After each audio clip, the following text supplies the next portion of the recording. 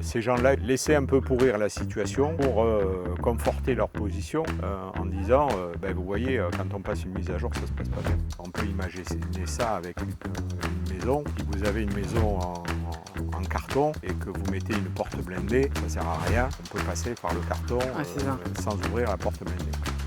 L'autruche, on sait bien ce qu'elle fait, la tête dans le sable, elle ne voit pas ce qui arrive, mais elle a les fesses en l'air et c'est pas quand elle aura pris un coup de pied dans les fesses, elle le prendra et c'est à ce moment-là qu'elle va réaliser qu'il faut sortir la tête du sable et qu'il faut faire quelque chose. C'est ça, parce qu'elle le prendra et elle ne le verra pas venir. Donc ça fait d'autant plus mal. En général, oui, quand tu as la tête dans le sable, tu ne la vois pas venir. Il y avait une pub dans les années 80 pour la ceinture de sécurité qui disait un petit clic vaut mieux qu'un grand boom. Là, c'est plutôt... Jusque-là, tout va bien. Jusque-là. Sauf que tu es en train de tomber. Bonjour à tous, bienvenue dans cette nouvelle série d'entretiens, cette nouvelle série de vidéos du moins, et qui seront des entretiens effectivement pour cet été. Alors au moins 2 entretiens que vous allez avoir une semaine après l'autre en ce mois d'août 2026, et puis peut-être d'autres à venir. En tout cas, on a deux thématiques arrêtées qui s'affichent à côté de moi, c'est formidable. Et donc l'idée, ça va être de pouvoir vous proposer effectivement un regard de professionnels dans les domaines de la cybersécurité. Donc la première vidéo, celle du jour, va s'attarder sur les enjeux d'évolution historique, qui va être super intéressante, avec quelqu'un qui a connu un petit peu ces évolutions de l'informatique, que vous allez voir juste après, donc c'est assez intéressant. Et puis la seconde qui sera consacrée au métier de RSSI, vous en apprendrez un petit peu plus. Ce qui est intéressant, c'est que c'est un petit peu pour tous les publics, vous allez vous y reconnaître tant en entreprise que pour public qui se pose les bonnes questions, et puis on se retrouvera ensuite à la rentrée avec de nouvelles vidéos qui parcourront des thématiques connexes centrées autour des enjeux de protection de la vie privée et de la confidentialité en ligne notamment. On a une grosse actu, en tout cas une actualité globale, des actualités qui sont assez chaudes et qui ont été un peu mouvementées dès le début de cet été. Donc ce sera l'occasion de revenir un petit peu là-dessus à la rentrée. Moi je vous dis à très bientôt, je vais repasser de l'autre côté de la caméra, j'espère que ces entretiens vont vous plaire. Et c'est parti.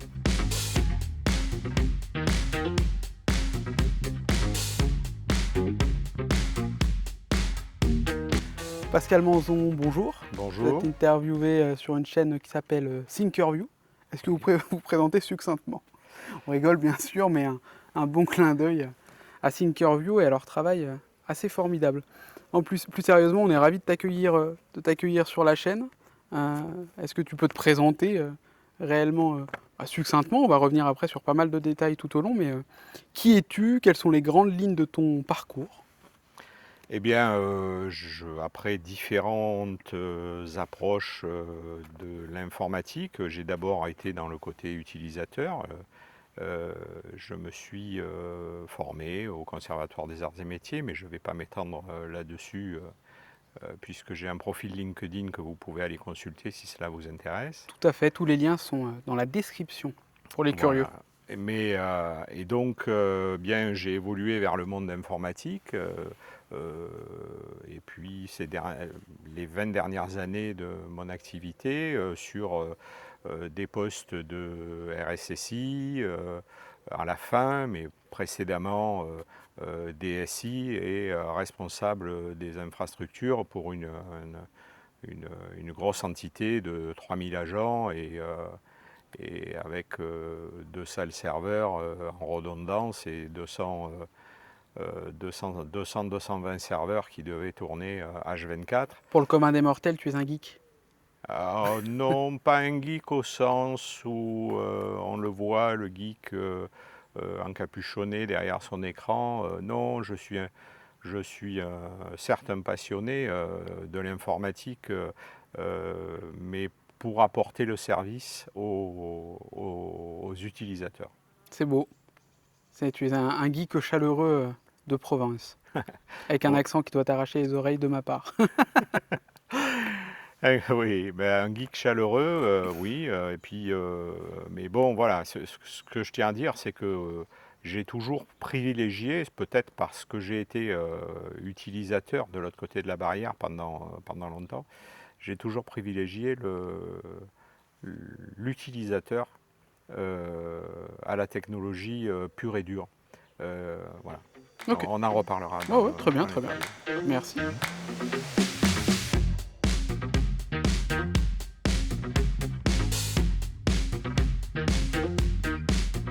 Alors, l'approche de l'informatique, il est vrai que l'informatique était un sujet de spécialiste il y a une trentaine, vingtaine, trentaine d'années. Et très souvent, la blague, c'était le bug, il est entre la chaise et le clavier. Tout à fait. Et l'utilisateur était réduit à cela. Donc, c'était le joke Mm. des informaticiens. Ouais, historiquement, ça a d'abord été une niche avant d'être un peu la chasse gardée des geeks, on va dire, entre Ouais. guillemets. Et puis là, effectivement, ça s'est plus que démocratisé. Voilà, mais cette démocratisation s'est passée quand même de façon assez violente. Si on regarde les choses de loin, en prenant un peu de recul. La démocratisation de l'informatique, on a posé des PC sur les bureaux des gens et on leur a dit, voilà, vous faites comme ça, vous allez l'utiliser. Et à aucun moment, on leur a fait passer un permis comme on fait passer un permis pour conduire une voiture. Oui, non, mais c'est vrai. Donc, ils n'ont jamais été informés pendant longtemps, ils Mm. n'ont jamais été informés des risques Mm. de leurs actions. Quand ça ne marchait pas, on appelait le support qui, en général, vous demandait d'ouvrir un ticket en premier, mais bon. Ouais, ça a parlé à du monde, ça. Ça, il y a beaucoup de blagues là-dessus, mais oui, on appelait un support qui venait vous débloquer. Et, mais le pourquoi, du comment, le danger, que dois-je faire pour que ça ne se reproduise pas, c'était pas abordé la Mm. plupart du temps, quoi. Non, Donc, on est d'accord. Alors que le niveau de risque, il est important et que voilà. les infrastructures reposent au moins en partie dessus. C'est ça. Voilà. Et donc l'évolution, c'est que, pour moi, l'évolution, c'est qu'au fil du temps, avec l'évolution de la menace cybersécurité et de l'exploitation de tout ce qui peut être exploité comme possibilité pour arriver à ses fins Mhm. pour un pirate, eh bien, pour moi, la blague, le problème est entre la chaise et le clavier, devient aujourd'hui la solution Mm. est entre la chaise et le clavier. 80%, 60 à 80% des attaques passent par là, par Mhm. l'utilisateur. Donc c'est quand même assez important d'éduquer nos utilisateurs.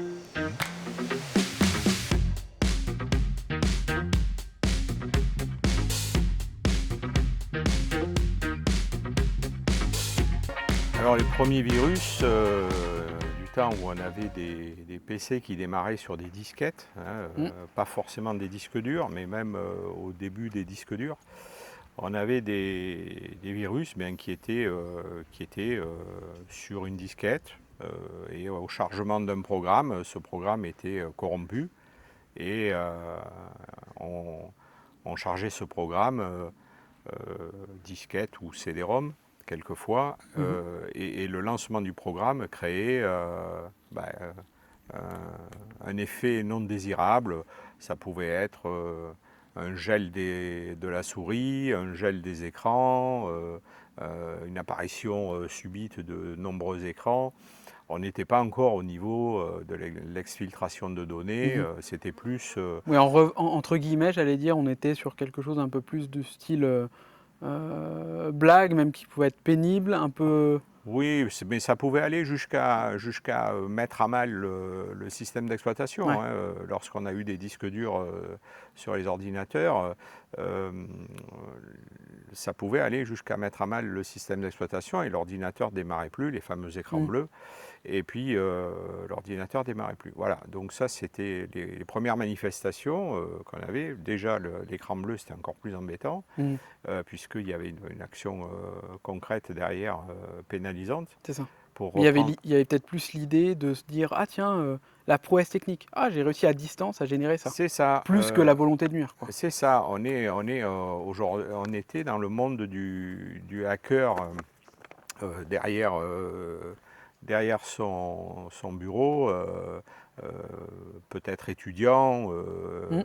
etc., qui voulait prouver qu'il était capable de faire quelque chose, le prouver à lui-même, aux autres. On a quelques histoires où de hackers à cette époque-là qui ont pénétré des gros systèmes informatiques, déposé alors bizarrement, à l'époque, c'était déposer une information dans le Oui, c'est système ça. Ouais, informatique, ouais, alors qu'aujourd'hui, on exfiltre ouais. la totalité des données des entreprises. Alors bizarrement, à l'époque, l'idée, c'était j'apporte la preuve que j'ai réussi à rentrer et que je suis passé.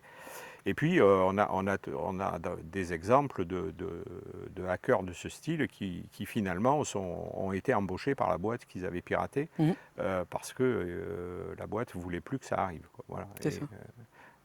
qui de mieux que celui qui a réussi pour empêcher que la chose se reproduise. Tout à fait. Le pen tester qui a fait sa démo. Voilà. Et donc ça, voilà, c'était dans les débuts, c'était ça. Ouais. Ouais, ok. Et ouais, bah tu vois, enfin, moi je suis un enfant des années 90, tu vois, j'ai bien l'image, je me rappelle bien des problèmes un peu gênants de ce style-là. Et puis j'ai vu l'évolution aussi à partir des années 2000 et 2010, on va en reparler après.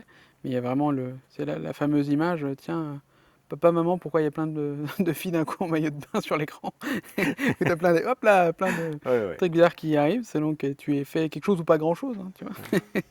Et c'est un petit peu l'idée.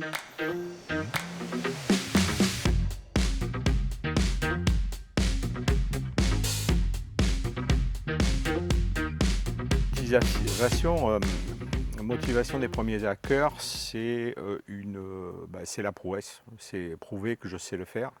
On est à une époque où les geeks se réunissaient dans des grandes salles, ils montaient des réseaux, ils faisaient des soirées de tests. Et bon, en fait, on pourrait comparer ça à des jeux où aujourd'hui on fait Ouais, les des captures de captures. drapeaux, les captures Voilà, de flag ou les bug bounty ou des choses comme voilà, ça. ce genre de Ouais. choses. Mais voilà, l'esprit était un peu comme ça. Ouais.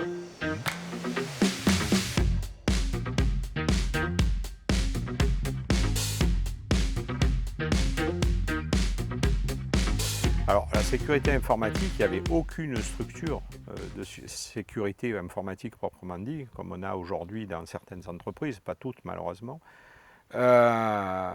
Et pas de structure réelle, c'était pas géré réellement. Donc ça reposait en fait sur le système informatique. Alors ça dépendait un petit peu de la comment dirais-je, de la sensibilité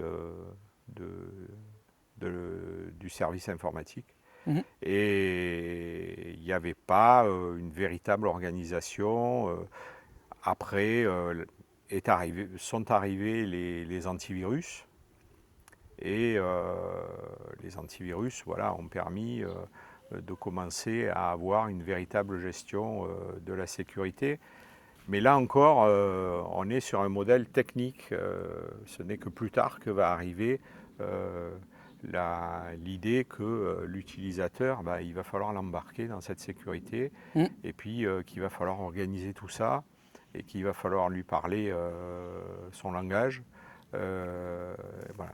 Tu m'avais parlé d'un élément qui t'a beaucoup agacé dans ta carrière d'informaticien et qui existe toujours parce que j'ai pu bien le constater aussi dans la mienne, qui n'est pas aussi longue pour l'instant, qui, euh, qui est le temps que ça marche.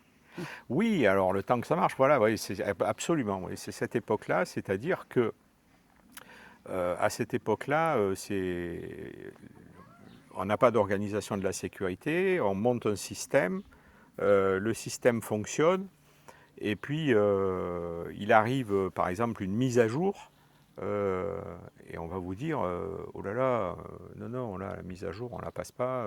Alors il y avait deux écoles, il y avait l'école, je ne la passe pas tout de suite, j'attends qu'il y en ait d'autres qui l'aient passé et je vois ce qui se passe parce qu'il pourrait y avoir des effets de bord. Et puis il y avait les jusqu'au boutistes qui disaient non, non, non, moi tant que ça marche, je touche à rien, je mets rien à jour. Et c'est comme ça qu'on se retrouvait avec des systèmes qui avaient, quand on était obligé de faire une mise à jour ou une migration parce que les versions n'étaient plus soutenues, ou etc., eh ben, à ce moment-là, on avait un gap à passer, et ce gap, en général, se passait pas bien. D'où la réaction confortée de la personne qui disait: vous avez vu, quand on passe les mises à jour, ça se passe mal, donc il ne faut pas en passer. Ouais, mais si vous ne passez pas des mises à jour, déjà, à quoi ça sert de payer une maintenance? Et deuxièmement, c'est parce que vous n'en passez pas et que vous faites pas, vous faites un bond qui est beaucoup trop long. C'est clair. Et C'est le cercle vicieux. Le décalage. Voilà. Donc ces gens-là utilisaient laisser un peu pourrir la situation pour conforter leur position en disant ben, vous voyez, quand on passe une mise à jour, ça se passe pas bien. Ouais, petit rêve cinématographique, pour ceux qui l'auront, c'est jusque-là tout va bien, quoi. Jusque-là. Sauf que tu es en train de tomber.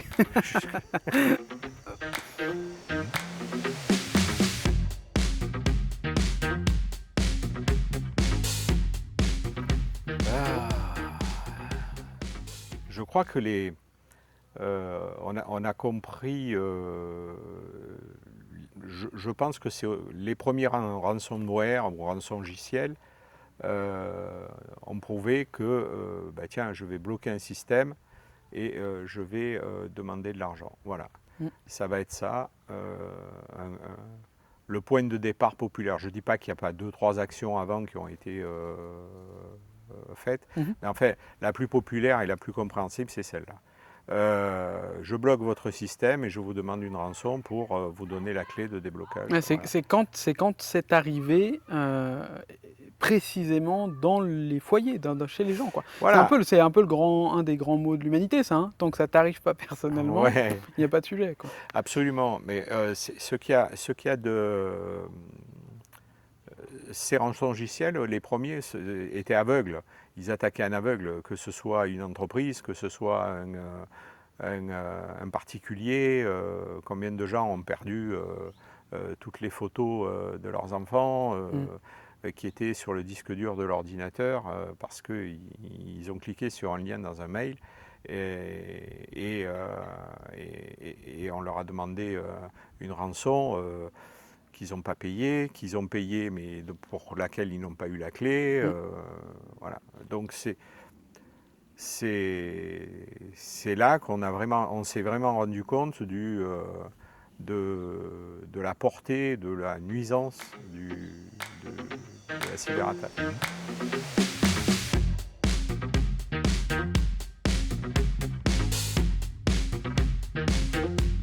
Je dirais plutôt les métiers de la sécurité informatique, parce que le métier de RSSI va se structurer plutôt dans un second temps.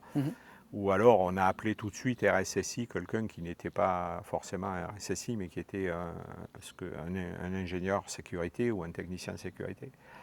Oui, dans les entreprises, à partir de là, on va demander à des techniciens informatiques de développer des performances sur la sécurité, les outils de sécurité. On va s'équiper d'antivirus sur tous les postes, on va les gérer sur tout le réseau, etc., etc. Ça va être le vrai début. Ouais. Ça a donné le bon élan, quoi. Ça a donné le bon élan. Après, quand on va se rendre compte que ça ne suffit pas, et quand ça ne suffit pas, ben, il faut passer à une étape supérieure. L'étape supérieure, ben, c'est l'apparition du métier des RSSI. Et le métier des RSSI, ça va être de coordonner les différentes actions de sécurité pour que la sécurité globale soit suffisante. Aujourd'hui, on fait des diagnostics avec des radars graphes et on sait très bien que l'idéal, c'est une sécurité homogène qui couvre tous les quartiers du radar graphe à peu près à la même intensité.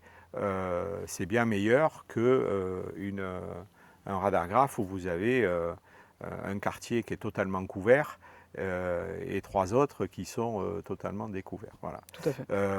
On peut imaginer ça avec une maison.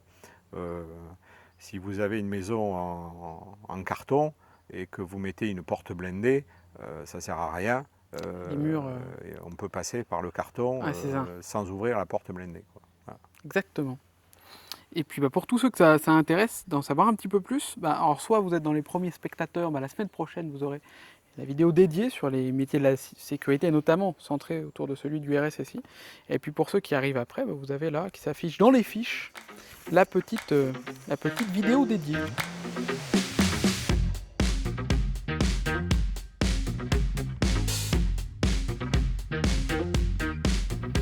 L'évolution, c'est qu'on a parlé tout à l'heure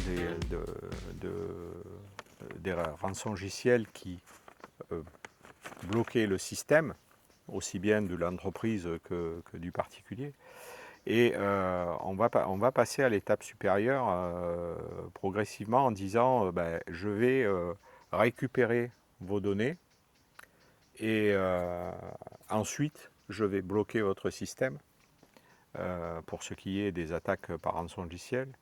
Et suite à ça, je vais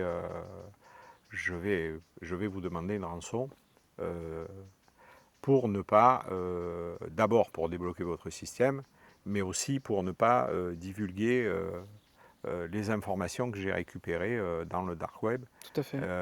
Ne pas vendre ces informations. Donc en fait, il y a du gain, vous vous rendez compte, il y a du gain. Je fais un gain auprès de l'entreprise. Si je vends, si l'entreprise ne répond pas, je fais un gain en vendant les trucs. Je suis sûr de faire mon gain. Voilà. Au départ, comme on le disait, t'es pas sûr. Les gens ils payaient pas. Tant pis, ils avaient bloqué un PC ou une entreprise, une PME. Mais ils n'avaient pas eu leur argent. Là, c'est face je gagne, pile tu perds. Quoi. Voilà. De toute façon, avec ce système, le pirate est gagnant tout le temps. Quoi. Enfin, on dit le pirate. Là aussi, il y a eu une spécialisation de ce monde-là. Et on est passé, comme on disait tout à l'heure, du geek derrière son clavier qui pouvait être un étudiant qui faisait l'infiltration pour la performance, à une organisation, d'abord à des organisations entre pirates qui ont amené une évolution, puis des organisations mafieuses s'y sont intéressées pour pousser un peu plus loin, d'où l'évolution aussi, le rapport. Et sur un autre plan de l'exploitation, on en arrive à des situations déplorables où on a carrément de l'esclavage numérique avec des personnes qui sont attirées par des offres d'emploi dans certains pays, notamment dans l'Asie du Sud-Est, qui attirent des étudiants indiens auxquels on confisque leur passeport quand ils arrivent, qui vivent au milieu de la jungle, dans des situations déplorables, et qui ont pour mission tous les jours de rapporter de l'argent, un peu comme une prostitution, quoi, je dirais. Et voilà, ces organisations existent vraiment, c'est de l'esclavage numérique. Et plusieurs réseaux ont d'ailleurs déjà été démantelés. Et voilà, malgré l'automatisation des machines, il y a toujours cette réalité-là d'armée d'humains qui derrière. Voilà, on a besoin d'humains pour exploiter l'humain. L'affaire Brad Pitt, etc. Il y en a d'autres, j'ai parlé de l'Asie du Sud-Est, mais on a les brouteurs d'Afrique. Tout à fait. Voilà, etc. Exactement. Tu me parlais aussi d'autre chose qui est fait un peu en lien avec le temps que ça marche de tout à l'heure, qui peut être assez agaçant. Est-ce que c'est toujours une réalité selon toi d'aujourd'hui, de la politique qui a un long cou, comme dirait l'autre, politique de l'autruche? On dit la politique de l'autruche. Avant, je comprenais pas, mais maintenant que j'en ai vu une d'autruche, c'est bon. Une politique qui court vite, une politique qui fait des gros œufs, c'est tout. La politique de l'autruche, ouais, c'est ça, c'est la politique de l'autruche. quand je fais pas mes mises à jour, et puis mais quand je parle de mise à jour, tout le monde doit faire ses mises à jour, y compris le particulier sur son smartphone. Il faut qu'il ait le réflexe, au moins une fois par semaine, si ce n'est deux, d'aller voir s'il n'y a pas des mises à jour à passer, etc. Parce qu'il y a le danger actif dont tu parlais là, avec ceux qui veulent nuire, qui se Voilà. servent d'autres pour cela, etc. Alors moi je dis... Et puis il y a le danger passif de est-ce que nous, on a les défenses suffisantes aussi? Et alors bon, pour revenir à cette... ne pas faire ça, c'est la politique de l'autruche. Eh bien, ouais, l'autruche, on sait bien ce qu'elle fait, la tête dans le sable, elle ne voit pas ce qui arrive, mais elle a les fesses en l'air, et c'est pas quand elle aura pris un coup de pied dans les fesses, elle le prendra, et c'est à ce moment-là qu'elle va réaliser qu'il faut sortir la tête du sable et qu'il faut faire quelque chose. C'est ça, parce qu'elle le prendra et elle ne le verra pas venir. Donc ça fait d'autant plus mal. En général, oui, quand tu as la tête dans le sable, tu ne la vois pas venir.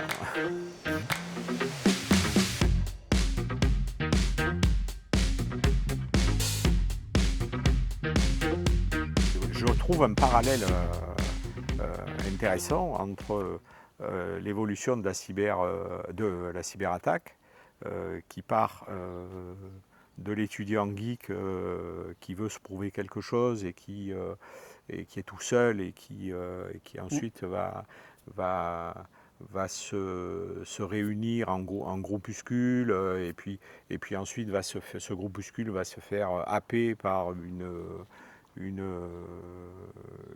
puissance mafia, financière qui va apporter des fonds, mais qui va en réclamer d'autres en retour. On est toujours dans un rapport économique, voilà, d'investissement et de rapport. Exactement, et de retour sur investissement. Coût et rapport, ça c'est évident. Et donc, si je fais la comparaison, c'est un petit peu comme quand la naissance du premier PC, du personal computer, avec Elwett et Packard, qui travaillent dans leur garage et qui mettent au point le premier personal computer digne de ce nom. C'est le American Dream. Et la généralisation sur nos bureaux de cet appareil qui d'abord était gros et est devenu de plus en plus petit, oui, mais aussi de plus en plus performant, mais aussi en parallèle de plus en plus faillible avec le développement du monde de la cyberattaque.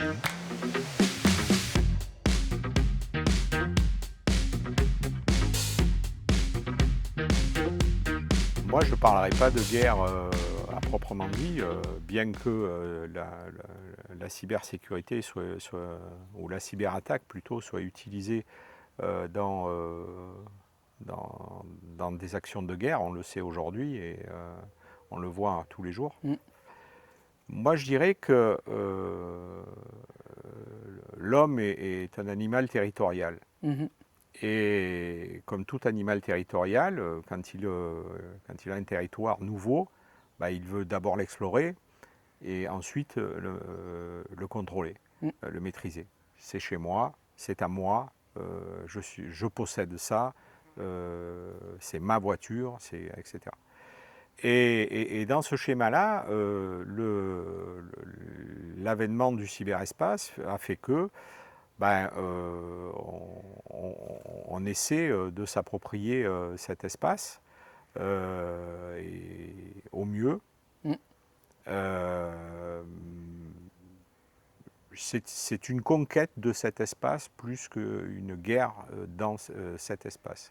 Mais il est certain que cet espace sert dans les guerres qui se passent sur le terrain. Voilà. Oui, c'est de l'accès et du contrôle de l'information, de ce qui est diffusé, de ce qui est perçu, de ce qui est... Il y a aussi beaucoup cette... Donc grâce à cet espace, on va avoir des actions dites de guerre sur notre environnement quotidien, mais l'espace cyberespace, lui, il reste ce qu'il est, et c'est la conquête de cet espace qui intéresse l'humain. Plus toutes les conséquences, on n'en parlera pas là, mais On pourrait avoir une vidéo dédiée, hein, peut-être, hein, autour notamment des enjeux de Nice 2, parce qu'il y a de ça derrière. Il y a concrètement, demain, ça peut arrêter un système d'énergie, un système d'épuration d'eau, un système de distribution d'eau, enfin plein de choses qu'on a vu déjà se passer il y a quelques temps. Absolument. Encore.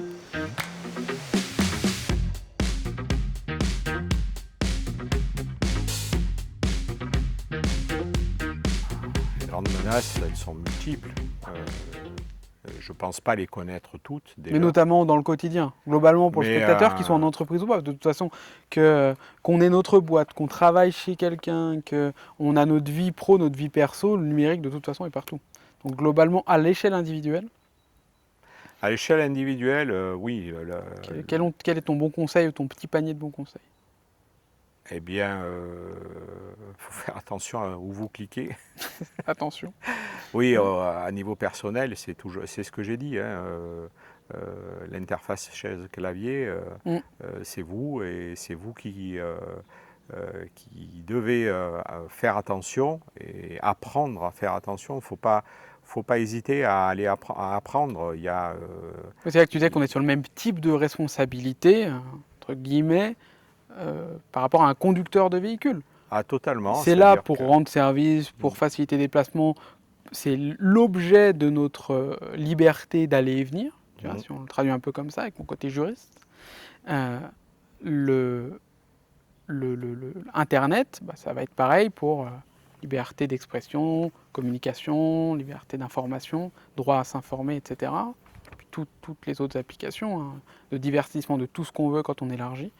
Mais comme la voiture, c'est pas sans conséquence. Il faut savoir le maîtriser parce que demain, on ne veut pas aller écraser n'importe qui ou je sais pas quoi.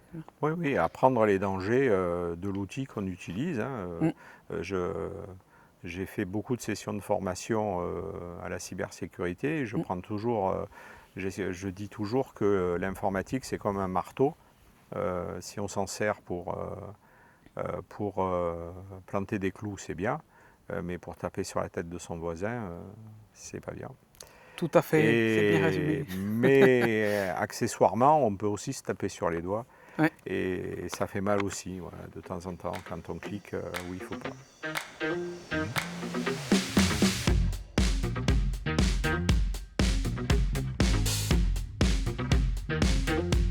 Pascal, en tout cas, je te remercie pour ce premier entretien.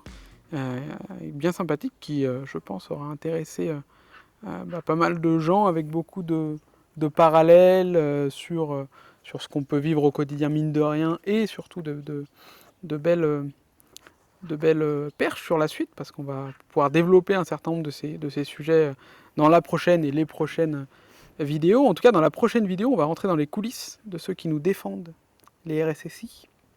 Donc tu seras là, bien sûr. Oui, bien sûr. Oui. Comment ils gèrent la pression quand l'attaque arrive, la préparation, l'organisation. Enfin, vous allez voir, il y a un certain nombre de thématiques et de sous-thématiques qui sont très intéressantes. D'ici là, moi, je ne peux que vous inviter à aimer la vidéo si vous l'avez appréciée. Ça aide au référencement, vous le savez bien. À vous abonner pour vous tenir au courant des prochaines sorties, notamment de la série d'entretiens qu'on va mener ensemble. Et dites-nous en commentaire toutes les remarques, questions que vous avez, on sera là pour y répondre. Et je vous invite notamment sur la question suivante. Quelle est la cyberattaque qui vous a marqué, que vous avez entendu parler à la télé ou que vous avez vécu? Ça pourra toujours être intéressant d'en débattre aussi en commentaire. Puis avant de vous quitter, Pascal, je te laisse le mot de la fin. Le mot de la fin, on a dit à plusieurs reprises l'utilisateur qui clique sur un lien dans un mail. Il y avait une pub dans les années 80 pour la ceinture de sécurité qui disait « un petit clic vaut mieux qu'un grand boom ».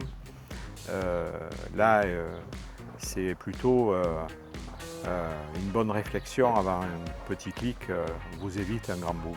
Tout à fait, mais c'est bien. En plus, tu nous as fait une magnifique transition et un petit parallèle avec la thématique de la vidéo. Merci Pascal. À la prochaine. À la prochaine.